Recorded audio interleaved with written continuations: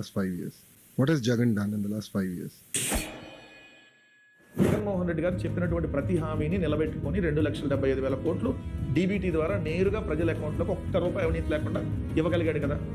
37,000కు పైగా నాడు నేడులో భాగంగా స్కూళ్ళని రీమోడల్ చేసి కార్పొరేట్ స్కూల్ లాగా చేసింది జగన్మోహన్ రెడ్డి గారే కదా. ప్రతి గ్రామాన సచివాలయం, రైతు భరోసా కేంద్రం, వైఎస్ఆర్ హెల్త్ క్లినిక్ 2,000 జనాభాకు వచ్చిన ప్రతి గ్రామంలో ఈ నిర్మిస్తే రాష్ట్రం ముందుకెళ్ళినట్ట వెనక్కి వచ్చినట్ట.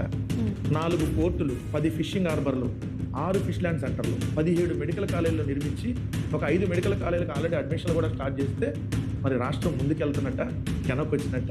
ఇవి కాకుండా ఉద్దానం లాంటి ఏరియాలో దశాబ్దాల కలగా ఉన్నటువంటి kidney research centre and hospital గడితే ఆ ప్రాంతాన్ని ముందుకు తీసుకెళ్ళినట్ట వెనక్కి తీసుకొచ్చినట్ట.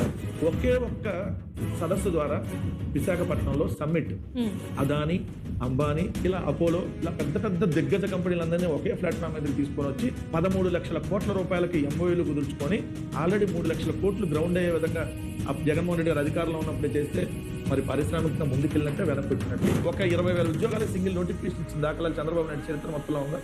1,35,000 శాశ్వత సచివాలయ ఉద్యోగాల్ని సింగిల్ నోటిఫికేషన్ ద్వారా జగన్మోహన్ రెడ్డి గారు భర్తీ చేశారు, ప్రభుత్వ ఉద్యోగాలు. మరి అన్ని కళ్ళు కనపడకపోతే మేమేం